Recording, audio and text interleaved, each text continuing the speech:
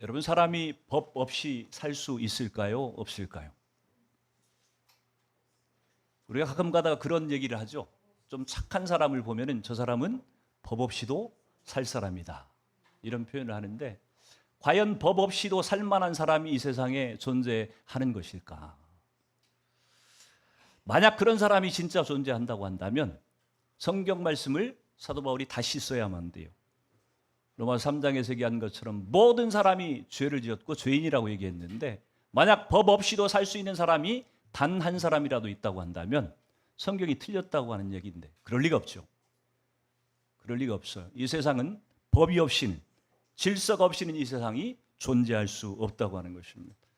최근에 여러분들이 뉴스를 보셔서 아시겠지만 네팔이 SNS, 젊은이들에게 SNS 하지 못하도록 이렇게 금지했다가 나라가 완전 그냥 난리 법석이 났죠. 수많은 시위가 격화되어 가지고 막 무정부 상태 정도까지 갔고, 다행히 총리가 세워져서 지금은 안정이 되어 가고 있는 것 같은데, 법이 없고 질서가 없다고 하는 것은 그 사회가, 그 체제가 존재할 수 없다고 하는 것을 의미한다고 하는 얘기입니다. 사람이 사는 세상은 규칙이나 법 없이는 존재할 수가 없다는 얘기예요. 인간은 제재가 필요한 존재로 하나님이 지으셨다고 하는 얘기입니다. 우리가 또 성경에서 보는 것처럼 하나님은 질서의 하나님이시기 때문에 인간의 마음 가운데, 하나님의 형상을 따라 지음받은 인간의 마음 가운데는 질서를 갈망하는 마음이 있게 되어 있고요. 질서가, 법이 우리 가운데 딱 세워졌을 때에 우리 마음 가운데 안정감이 생기고 우리가 속한 사회도 안정감을 갖게 된다고 하는 것이. 그래서 성경은요, 창조 때부터 시작해가지고 계속해서 제사법에 이르기까지 수많은 법을 성경에서 얘기를 하고 있습니다. 우리가 생각하기에 죄가 없었던 아담과 하와가 죄를 짓기 이전에는 법이 없었을 것 같아도 그때도 역시 법이 있었어요. 어떤 법이었습니까? 하나님이 선악과를 따먹지 말라고 했던 규칙이 분명히 존재했었다고 하는 얘기입니다. 여러분, 우리는 하나님이 아니기 때문에, 우리는 신이 아니기 때문에 우리는 우리의 감정이나 행동이나 우리의 모든 것들을 스스로 완전하게 통제할 수 있는 능력이 없어요. 피조물이기 때문에, 피조물로 지음을 받았기 때문에 우리에게는 하나님이 정하신 질서와 하나님이 정하신 법이 존재할 때에 비로소 인간답게 살 수 있는 힘이 생겨난다고 하는 얘기입니다. 우리가 구약성경과 신약성경을 비교할 때 구약성경은 율법이라, 신약성경은 은혜라, 이렇게 우리가 표현하기가 쉬운데 사실 잘못된 접근이고 해석입니다. 그렇지 않아요. 신구약을 통틀어서 정리를 해본다고 한다면 하나님이 보여주신 것은 은혜와 사랑이라고 하는 것을 구약이나 신약이나 동일하게 말씀하고 계시고, 구약이나 신약이나 하나님은 또 동일하게 하나님의 백성은 하나님이 정하신 법 아래서, 법 테두리 안에서 살아가는 존재라고 하는 것을 우리에게 말씀해 주시는 거예요. 출애굽기 19장에 보면, 오늘 우리가 20장을 지금 보고 있는데 출애굽기 19장에 보면은 하나님께서 사람을 향해서 언약 안에 살도록 우리를 부르셨다고 하는 것을 얘기합니다. 다시 말해서 하나님이 우리에게 너희가 순종하면 내가 너희에게 구원을 주고 너희를 백성으로 삼겠다, 이렇게 얘기하지 않고 19장에 보면은 우리의 그 선택과 상관없이 하나님이 먼저 우리를 택하시고 우리를 구원하신 다음에, 그리고 이 20장을 얘기하는 거예요. 출애굽기 19장에 내가 너희를 거룩한 백성으로 나의 택한 자녀로 불렀다, 그렇게 얘기를 한 다음에 이 출애굽기 20장에 십계명에 대한 얘기를 하고 있다고 하는 얘기입니다. 다른 말로 한다고 한다면 하나님은 십계명을 통해서 우리가 하나님의 백성으로 어떻게 살아야 될지를 말씀해 주셨다고 하는 얘기예요. 우리가 지난주에도 살펴봤던 것처럼 십계명에는 분명한 경계선이라고 하는 것이 존재합니다. 10가지 계명 가운데 처음 4계명, 1부터 4계명까지는 하나님에 대한 계명이라 그렇게 우리가 살펴봤어요. 다시 말해서 구원과 은혜를 경험한 하나님의 백성들이 하나님에 대해서 어떻게 반응하며 살아야 될 것인가를 얘기하고 있는 것이 10계명, 1계명에서 4계명까지의 내용이라고 한다면, 나머지 6계명, 5계명부터 10계명까지의 내용은 다른 사람들과 어떤 관계를 맺으며 살아가야 될 것인가 하는 얘기를 해주고 있다고 하는 얘기입니다. 다시 말해서 오늘은 인간관계를 통해서 우리가 어떻게 하나님을 예배할 수 있을 것인가? 우리는 예배하면은 하나님을 향해서만 드리는 것을 예배라고 생각하기가 쉬운데, 오늘 십계명의 5계명부터 10계명까지의 이 내용을 통해서 어떻게 우리가 인간 관계 가운데서 하나님을 예배할 수 있을 것인가? 이것을 우리에게 지금 말씀해 주고 있다고 하는 것입니다. 우리가 정말 하나님을 사랑한다고 한다면 하나님을 사랑하는 그것을, 그 방법 중에 하나를 옆에 있는 사람들과 어떤 관계 가운데 서가야 될 것인가를 말씀해 주심으로 하나님의 사랑을 표현하도록 기회를 주고 계시다고 하는 거예요. 아무튼 간에 오늘 이웃계명 5계명부터 10계명까지 6가지 계명을 크게 보면은 세 부류로 나눌 수가 있어요. 첫 번째 부류는 제5계명이 거기에 해당이 되는 것이고, 나머지 6부터 9계명까지, 그리고 마지막으로 10계명, 이렇게 세 부분으로 나눌 수가 있다고 하는 얘기입니다.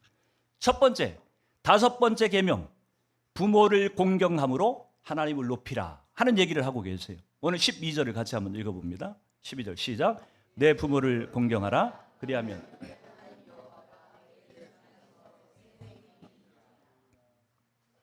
내 부모를 공경하라. 그리하면 네 하나님 여호와가 준 땅에서 내 생명이 길리라.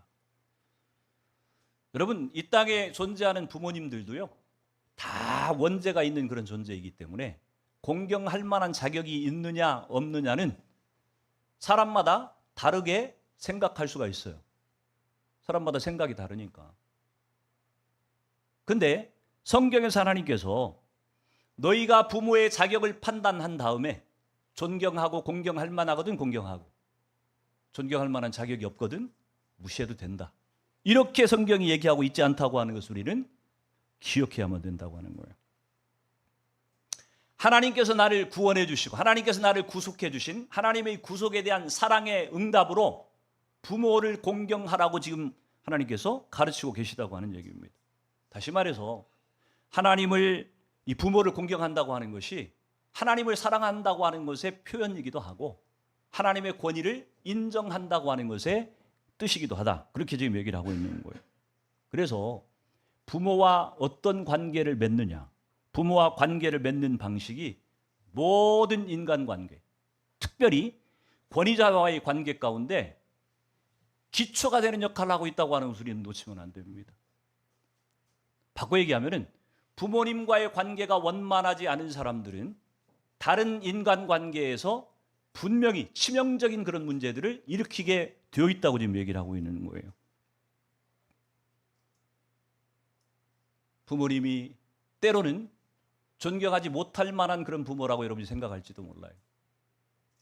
그럼에도 불구하고 하나님은 그 부모와의 관계를 어떻게 하느냐가 너의 다른 사람들과의 모든 인간관계에 결정적인 영향을 끼친다고 지금 얘기를 하고 있는 거예요. 그래서 예수님도 이 땅을 사시면서 부모를 공경한다고 하는 것에 대해서 본인이 본을 보여주셨고, 부모 공경의 이 예를 완수하시고 다 하신 다음에 십자가를 지셨다고 하는 것이,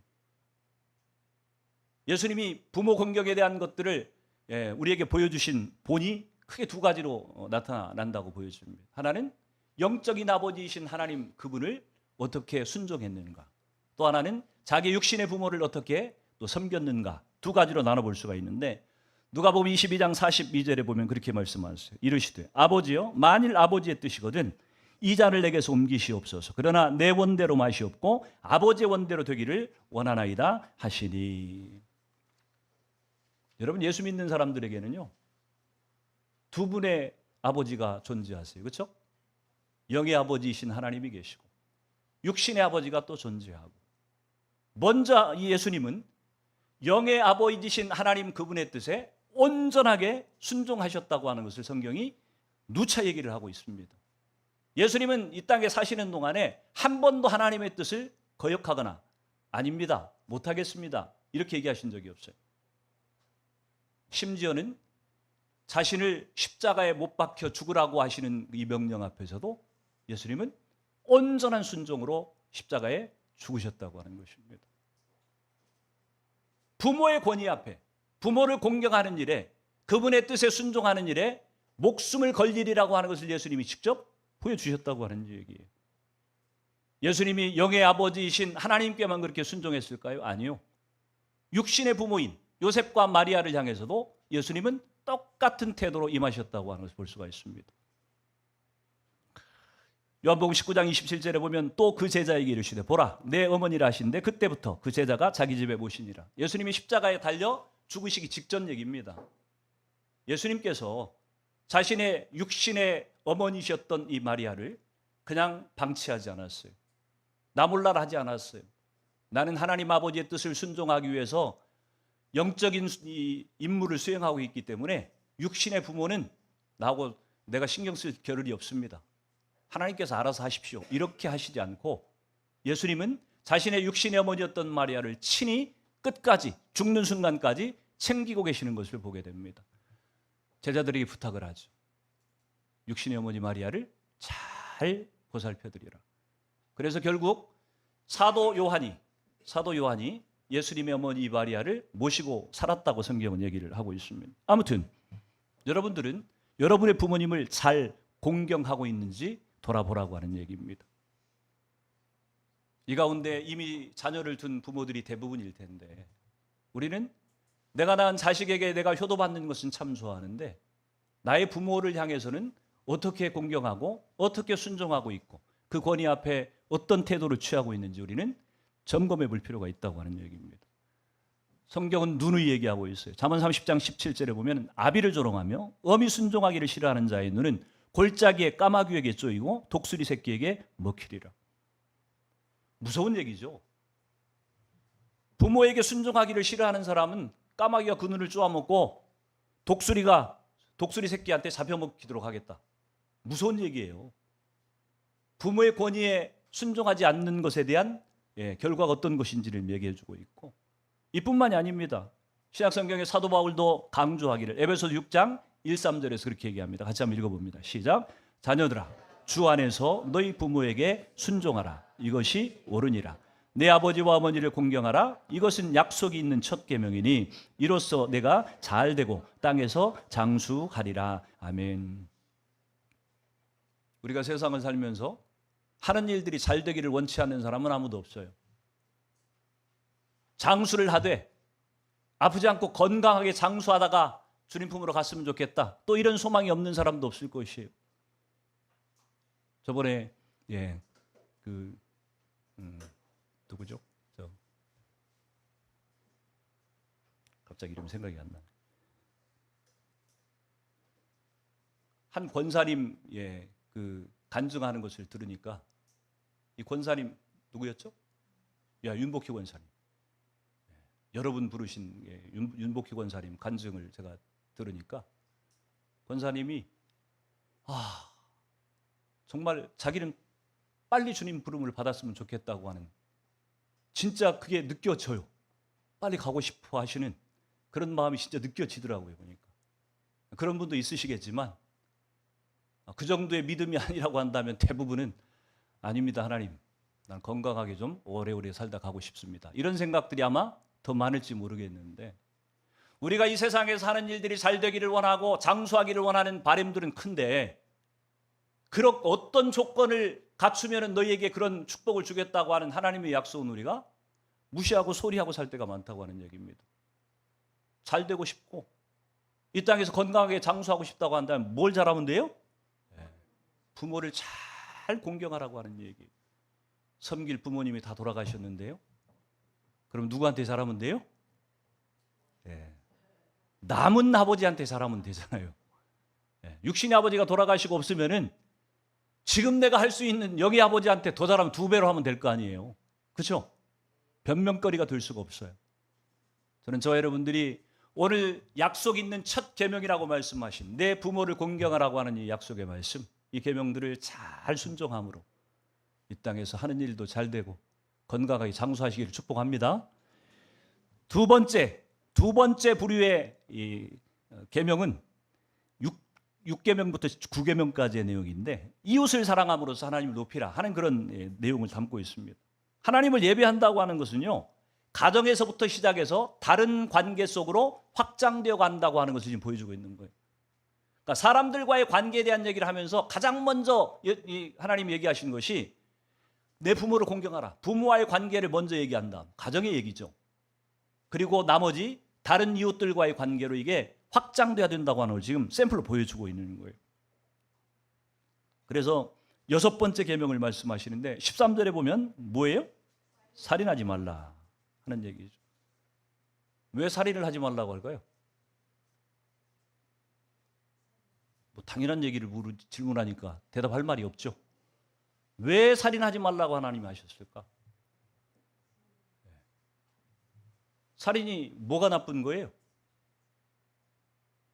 하나님의 형상으로 지음받은 하나님의 존엄을 우리가 인간 가운데 하나님이 부어주셨는데 인간을 생명을 해한다고 하는 것은 하나님의 존영이 존재하는 그 인간을 결국 죽이는 꼴이 되기 때문에 하나님의 존귀하심을 우리가 공격하는 일이 될 수 있다고 하는 얘기입니다. 그래서 하나님께서 인간에게 부여하신 고유한 가치를 무시하는 그런 결과가 되어지기 때문에 살인하지 말라고 하는 거예요. 우리로 하여금 하나님을 사랑하고 그분을 창조주로 높여드리도록 우리에게 명령을 하셨는데 그 방법이 뭐냐면은 하나님의 영광이 깃든 인간, 하나님의 형상을 닮은 사람들에게 잘 그들을 존중하고 잘 대해주는 것. 이것이 하나님을 공경하는 것이라고 지금 얘기를 하고 있는 겁니다.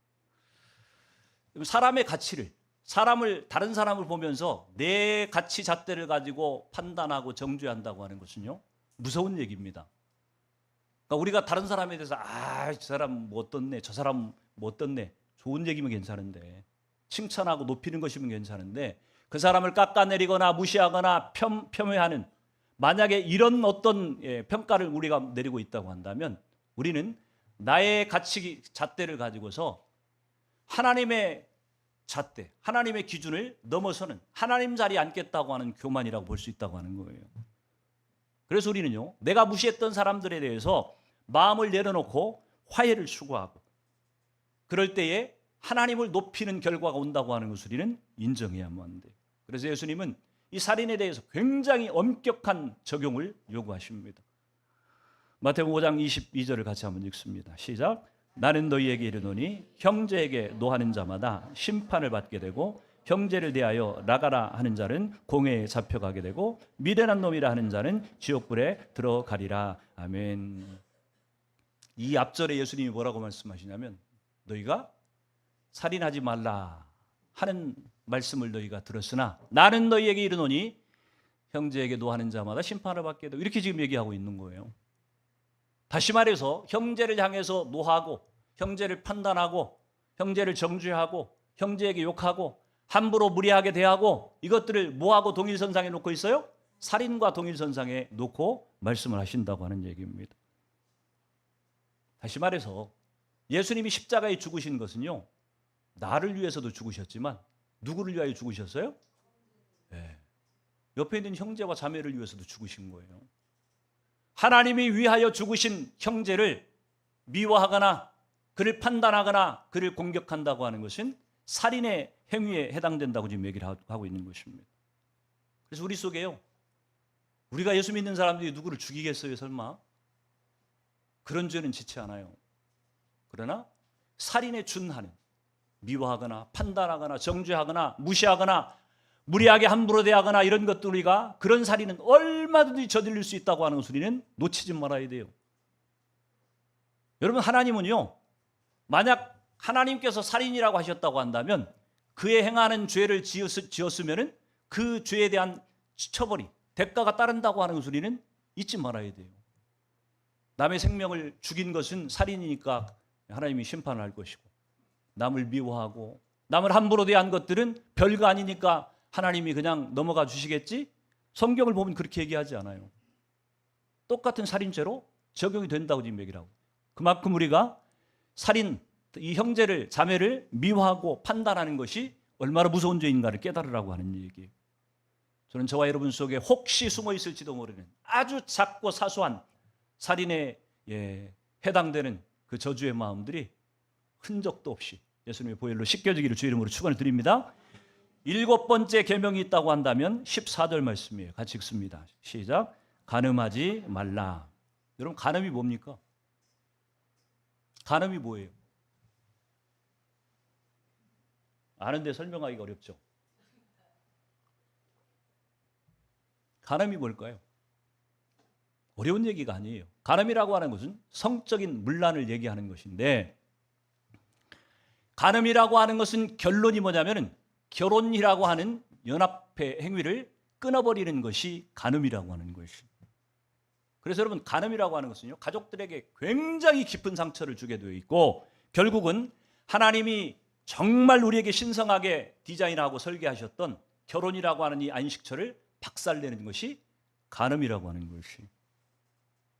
그래서 예수님은 이렇게 얘기하는 거예요. 우리 속에 있는 분노하는 마음을 살인에 준한다고 얘기를 하고 있고, 우리 속에 있는 조그만 음욕 하나 품는 것을 간음이라고 예수님께서는 지금 판단을 하고 계시다고 하는 얘기입니다.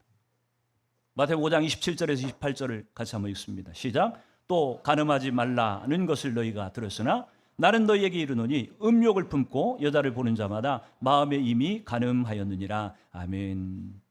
결혼 서약이라고 하는 것은요, 아주 신성한 것입니다. 그래서 예수님은 항상 교회와 성도와의 관계를 빗대어서 얘기할 때 항상 결혼에다 빗대어서 얘기를 했어요. 그러니까 결혼이라고 하는 것이 얼마나 신성한 것인지 성도와 예수님과의 관계, 교회와 성도와의 관계를 결혼에다 비추어서 얘기했다고 하는 얘기입니다. 그래서 이 결혼을 깨트린다고 하는 것, 이 결혼이라고 하는 이 신성한 하나님의 안식처를 깨트린다고 하는 것은 하나님의 나라를 그 기초부터 우리가 박살내겠다고 하는 의도예요. 아주 나쁜 것이에요. 우리가 의도를 했든 의도하지 않았든 우리 속에 있는 이 간음이라고 하는 것이 결국은 하나님께서 결혼이라고 하는 이 가정을, 안식처를 깨트리는 그런 행위이기 때문에 간음을 철저한 죄로 지금 얘기하고 계시는 것입니다. 그런데 그 간음이라고 하는 것이 아주 사소한, 우리 마음 가운데 순간적으로 일시적으로 지나가는 것 같은 마음속에 품는 음욕 하나가 결국은 하나님의 이 신성한 결혼을, 가정을 파괴하는, 하나님의 나라를 세워가지 못하는 가장 강력한 방해거리라고 지금 얘기를 하고 있는 것입니다. 하나님 결혼을 통해서 그리스도의 사랑과 그 신실하심을 생생하게 아주 객관적으로 세상 가운데 보여주는 증거가 바로 이 결혼이라고 하는 것인데, 이 가정을 지키는 것보다 소중한 것은 없다고 하는 얘기입니다. 아무리 간음이 합법화가 되고 불륜이 미화되는 세상에 살고 있어도 그리스도인들은요, 예수님이 이렇게 살으라고 말씀하고 계세요. 오늘 마태복음 5장 29, 23절 같이 읽습니다. 시작. 만일 내 오른 눈이 너로 실족하게 하거든 빼어내버리라. 내 백체 중 하나가 없어지고 온몸이 지옥에 던져지지 않는 것이 유익하며, 또 만일 내 오른손이 너로 실족하게 하거든 찍어내버리라. 내 백체 중 하나가 없어지고 온몸이 지옥에 던져지지 않는 것이 유익하니라. 아멘. 우리 속에 있는 음욕, 우리 속에 있는 이 간음이라고 하는 것이 얼마나 우리가 신중하게, 얼마나 무서운 죄로 다뤄야 될지를 지금 얘기해 주고 있는 대표적인 성경입니다.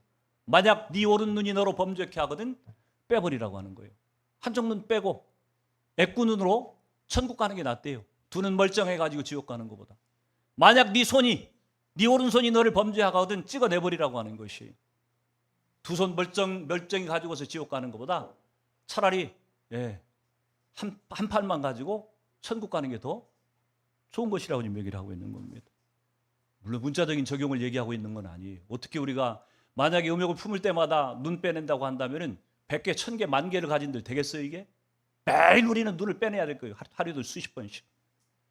문자적인 적용을 말씀하시는 것은 아니겠지만 우리 속에 생겨날 수 있는 이 음욕이라고 하는 것이 결국 간음으로 자라게 되고 우리의 가정을 파괴하고 하나님의 나라를 세워가는 데에 결정적인 차질을 준다고 하는 것들을 기억하고 그것을 얼마나 신중하게 무섭게 다뤄야 될지 우리에게 말씀하시는 것이, 저는 저와 여러분 속에 있는 아주 작고 사소한 음욕이라 할지라도 그것이 간음으로 이어지지 않도록 미리 차단하고 미리 씻어내고, 그래서 거룩한 그리스도의 신부로 그렇게 서갈 수 있기를 주 이름으로 축원을 드립니다. 8번째 계명은 15절 말씀입니다. 같이 읽습니다. 시작. 도둑질하지 말라. 도둑질은 뭡니까? 또 너무 쉬운 질문이죠. 도둑질이 뭐예요? 지 것도 아닌데 지 것으로 갖겠다고 하는 게 도둑질이에요. 그렇죠? 남의 것을 자기 것이라고 가져가겠다고 하는 것이 도둑질이라고 하는 것입니다.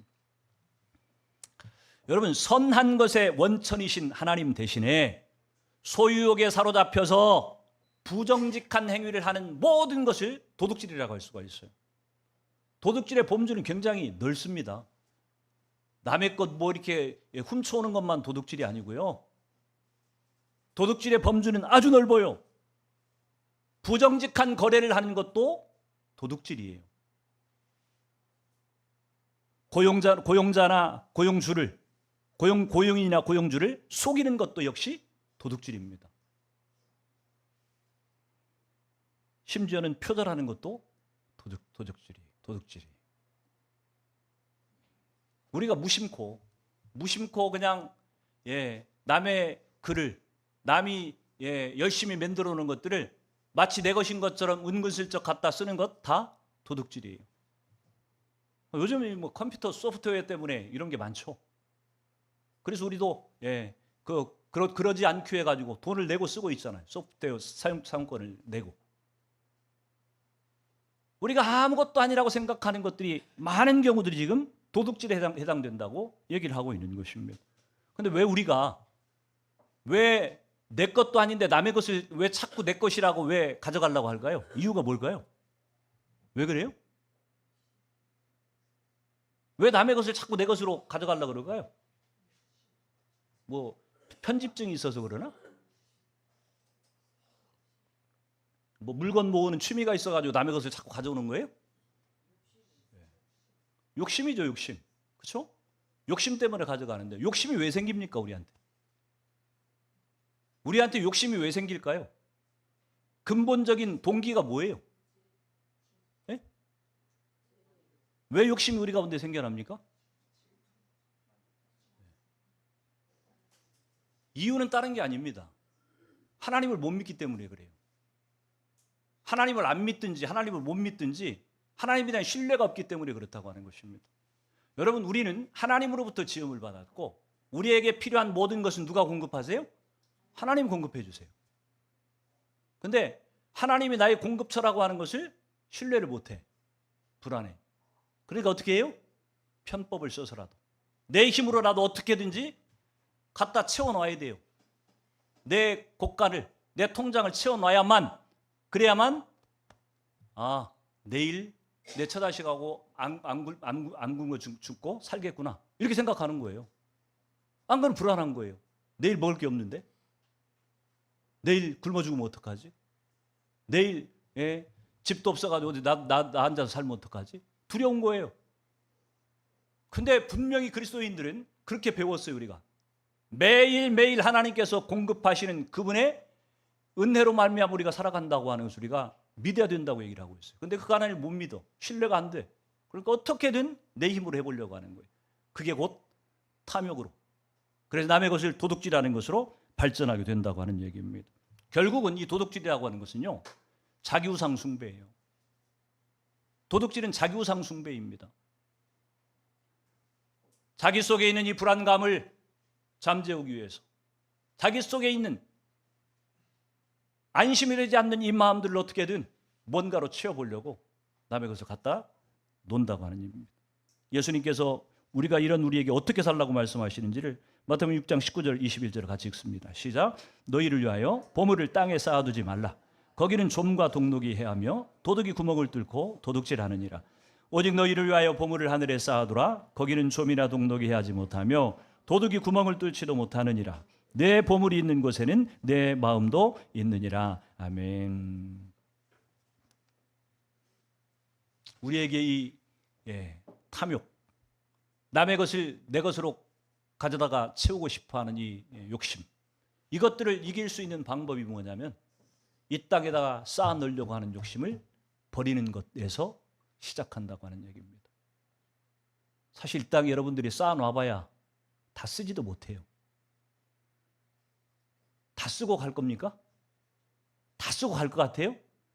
여러분 지금 가지고 있는 재물을 다 쓰고 갈 수 있을 것 같아요? 그건 여러분의 기대사항이지. 내가 적어도 100살 살 때까지 내가 먹고 살 거 다 준비해놨다, 여러분이 그렇게 생각할지 모르지만 그건 100살까지 살 때야 얘기지. 저희 어머니처럼 99살까지 정도는 살아야 그게 뭐가 가능하지. 내일 내가 죽을지 살지를 모르는 사람이 쌓아놓으면 뭐예요? 쓰지도 못하고 다 반납해야 될 것들인데. 땅의 재물을 쌓아두려는 욕심을 버려야만 우리는 이 욕심에서 자유할 수 있다고 하는 얘기입니다. 그러려고 하면, 땅에 쌓아놓지 않으려고 하면 어떻게 해야 돼요? 하늘에 쌓아놓는 것을 알아야 돼. 하늘에 쌓아놓아야 안전하다고 하는 것을 알아야 돼요. 며칠 전에 목사님들 모임이 있어서 만나서 갔더니 뭔 얘기를 하다가 요즘 금값이 하도 오르니까 뭐 금에 투자해야 된다, 뭐 이제 이런 얘기 하다가 주식을 뭐 한 주 샀네, 뭐 몇 주 사놨네, 근데 뭐 몇 배로 올랐네, 이제 이런 얘기가 나왔어요. 그러면서 요즘은 이런 걸 다 해야 된대. 제가 듣고 앉아 있다 뭐라 그런 줄 아세요? 제가 뭐라고 했을지 짐작하죠? 주식이라고 하는 것은 우리 사주 해가지고서 뭐 회사에서 배당을 해줬다든지 어쩔 수 없이, 아니면은 정말 내가 보니까 저 기업은 참 좋은 기업이어가지고 저 기업은 좀 잘 됐으면 좋겠다, 그래서 이렇게 투자하는 마음으로 잘 되라고 격려하는 마음으로 주식을 좀 사놓는다든지 여력이 있어가지고, 혹시 이런 것들이라고 한다면 100번 장부에서 주식 투자가 필요하다고도 볼 수 있을지 모르겠는데, 지금 주가가 바닥을 치고 있으니까 지금 시점에 사면은 얼마 후에 단기 수익을 얻겠다고 하는 것은 투자가 아니고 뭐예요? 투기예요, 투기. 그리스도인들은 투기하면 돼야 안 돼요? 욕심이에요, 욕심. 모든 세상 사람들이 다 그렇게 살아간다고 해도 우리는 성경이 아니라고 하면 아니라고 얘기할 수 있어야 되고 멈출 수 있어야만 된다고 하는 것입니다. 세상 사람들이 뭐 지옥으로 가겠다고 하면 여러분 따라갈래요? 그런 데는 분별해서 안 따라가면서 왜? 그런 것들은 그렇게 말씀대로 살지 않고 여러분이 하고 싶은 대로 사냔 말이에요. 그래서 저는 주식 살 돈도 없지만, 살 돈이 있다고 해도 저는 살 생각이 별로 없어요. 주식이 지금 3,600선인데 뭐 5,000까지 뭐 오를 거라고 막 그러더만요, 보니까. 그러면 지혜로운 사람 같으면 빨리 사야지. 그렇죠? 빨리 사야지. 금은방을 하시는 분이 금값이 내년에는 200만 원까지 오를 거래요. 지금 80만 원이 넘었죠? 보니까. 내년 200만 원까지 오른다는데 좀 사놔야 되지 않겠어요? 세상 사람들이 하는 대로 쫓아가지 말라고 하는 얘기예요. 탐욕이에요. 욕심이에요. 하나님이 우리에게 원하시는 것은 그 탐욕을 우리 가운데서 절제하지 못하고 다스리지 못하면 우리는 결국 이 땅에다 뭔가를 쌓아놓기 위해서 발버둥을 치게 되어 있어요. 결국 그러기 위해서 가진 수단과 방법을 가리지 않게 되어지고, 그것이 곧 도둑질이라고 하는 죄로 빗나갈 수 있다고 하는 얘기입니다. 저는 여러분들이 하나님께서 여러분에게 주신 대로 공급하시는 은혜대로 살겠다고 하는 믿음이 생겼으면 좋겠고, 내일 먹을 것이 없어도 오늘 하나님께서 먹을 것을 주셨으면 족한 줄로 알고 하나님께서 내일 내 인생을 책임져 주실 것이라고 하는 믿음을 가지고 좀 살아봤으면 좋겠어요. 하나님이 만나를 하루씩밖에 안 줬잖아요. 이틀 거 안 줬어요. 토요일 날만 이틀 거 줬어요. 왜 그랬어요? 주일날 일하지 말라고. 주일날까지 가가지고서 만나를 긁어 모으려고 하면 있지도 않고 몸만 망가지는 거예요. 주님이 주신 원리대로 살아가는 저 여러분 되기를 축복합니다. 9번째 계명은 16절 말씀입니다. 같이 읽습니다. 시작. 내 이웃에 대하여 거짓 증거하지 말라. 이웃에 대해서 위증을 금지하는 그런 계명입니다. 하나님은요, 거짓말하는 입술을 매우 싫어하세요. 하나님은 거짓하고는 전혀 관계가 없는 사람이세요. 없는 분이세요. 사람이 아니라. 거짓이 아무 상관이 없는 분. 그러면 거짓을 밥 먹듯이 얘기하는 존재가 누가 있어요?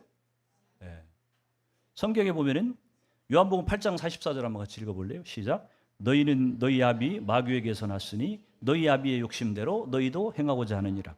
그는 처음부터 살인한 자요 진리가 그 속에 없으므로 진리에 서지 못하고 거짓말을 말할 때마다 제 것으로 말하나니 이는 그가 거짓말쟁이요 거짓의 아비가 되었습니다. 아멘. 거짓은 누구의 속성이에요? 마귀의 속성이에요. 마귀는요 거짓의 아비래요. 아비. 그러니까 거짓말쟁이의 대장이에요. 대장. 모든 거짓은 다 마귀에게서 나오는 것이에요. 하나님에게서 나오는 거짓은 없어요. 하나님에서 나오는 것은 진실밖에 없습니다.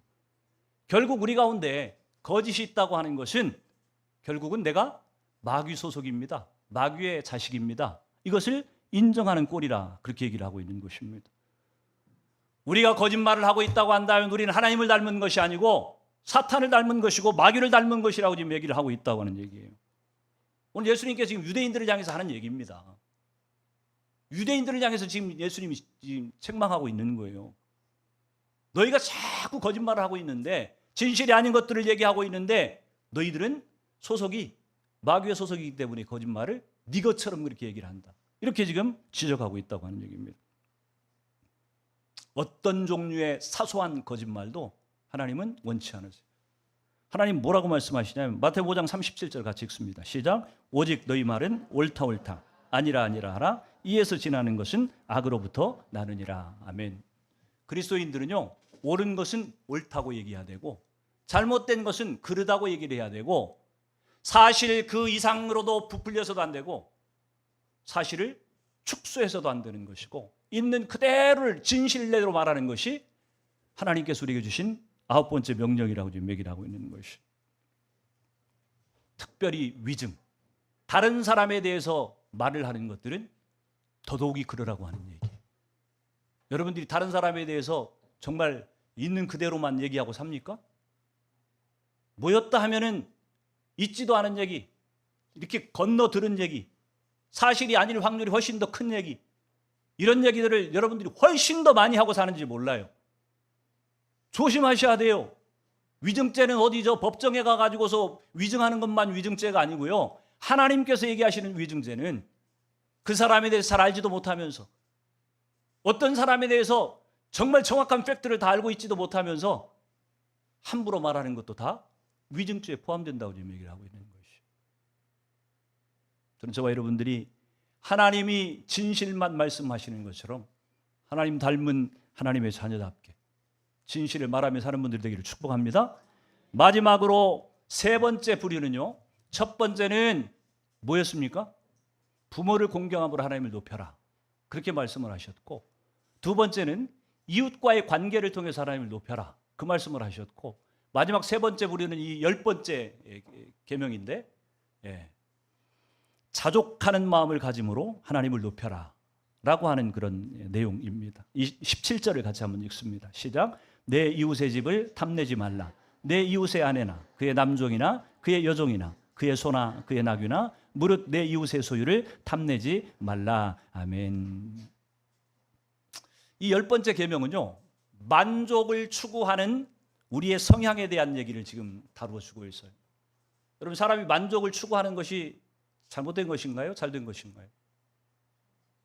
여러분 만족을 추구하는 것이 나쁜 겁니까? 좋은 겁니까? 애매하죠? 그런 것 같기도 하고 아닌 것 같기도 하고. 만족을 추구하는 것이 좋은 거예요? 나쁜 거예요? 좋은 거예요. 만족을 추구하는 성향이 없다고 한다면 우리에게 발전이 있겠습니까? 플룻을 하는 우리 경희자매가 만족을 추구하는 마음이 없다고 한다면 대충 뭐 하고 그냥 만다고 한다면 발전이 있겠어요? 끊임없이 우리가 만족을 추구하는 더 높은 단계로 발전하고자 하는 그런 마음들, 이 만족을 추구하는 마음들이 있으니까 우리가 발전하게 되는 것이에요. 그런데 문제가 뭐예요? 무엇으로부터 만족을 가질 것인가에 대한 이게 지금 우리한테는 진짜 문제라고 하는 얘기입니다. 무엇을 가지고 우리의 만족을 채울 것인가? 성경에 보면은 에덴 동산에서 아담과 하와를 하나님께서 창조하시고 그들에게 한 가지를 금하셨어요. 선악과를 따먹지 말라. 근데 그들이 선악과를 따먹었어요. 그렇죠? 왜 따먹었어요?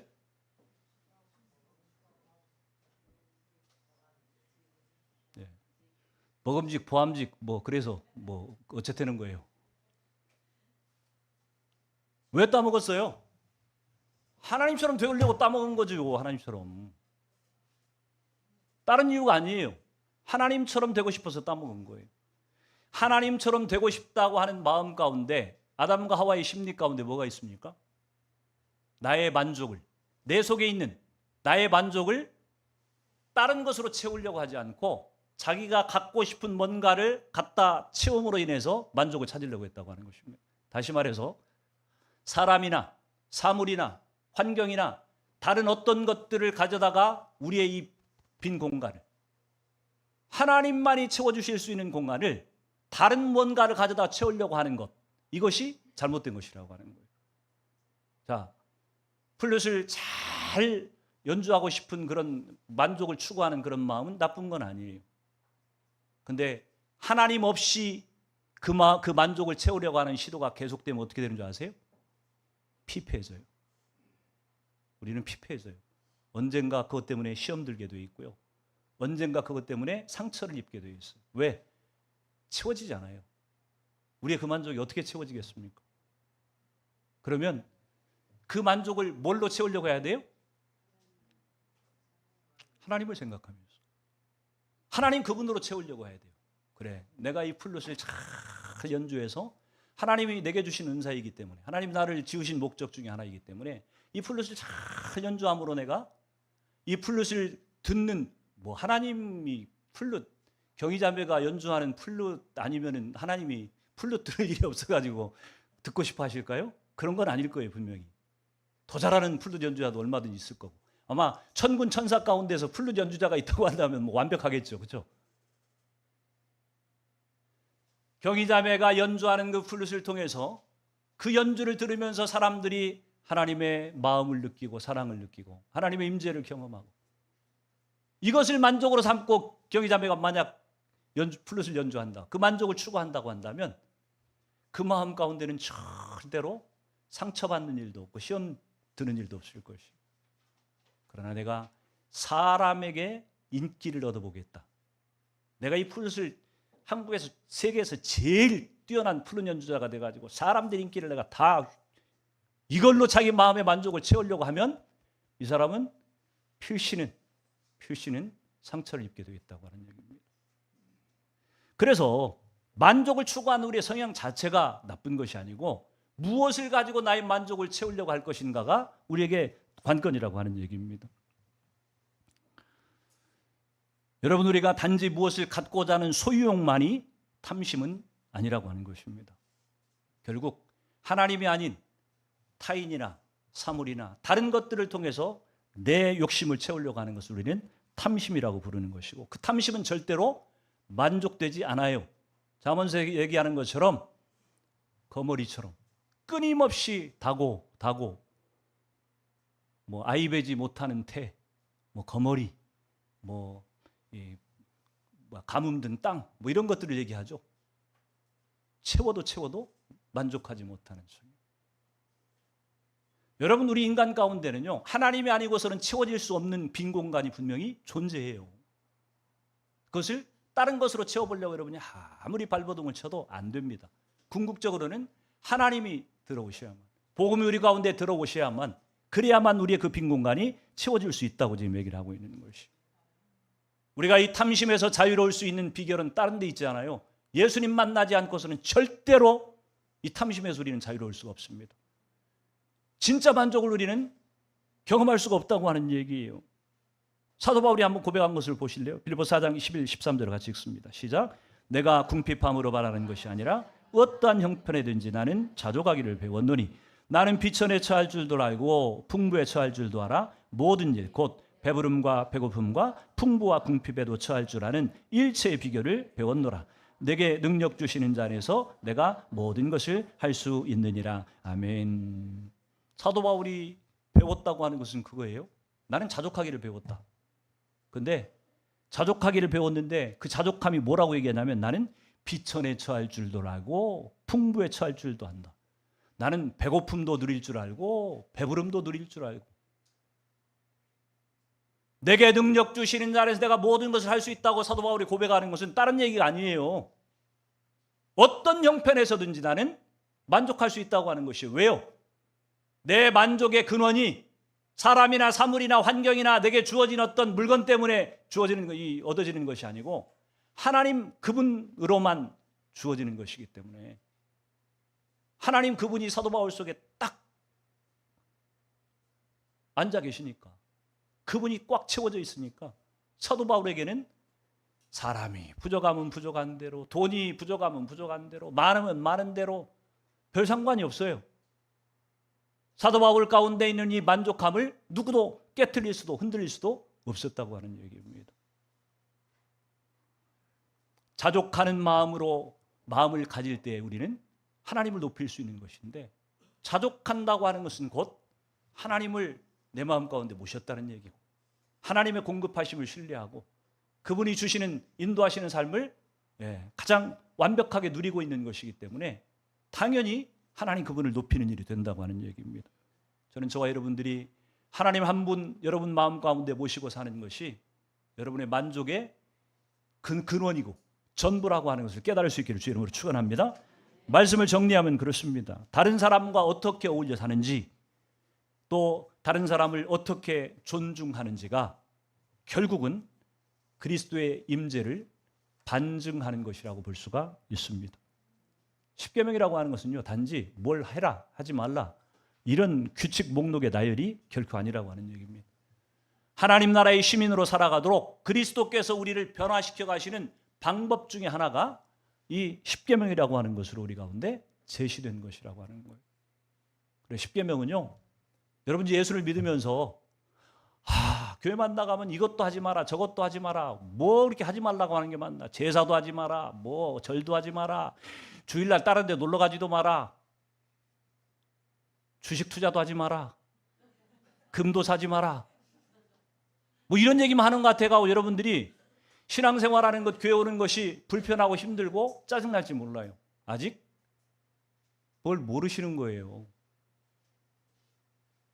하나님은 여러분들을 예수 믿게 해가지고 그렇게 규칙 속에 가둬놓고 그렇게 그냥 끙끙거리면서 짐을 지고 무거운 짐을 지고 살아가는 것처럼 그렇게 우리를 살라고 부르신 것이 아니에요.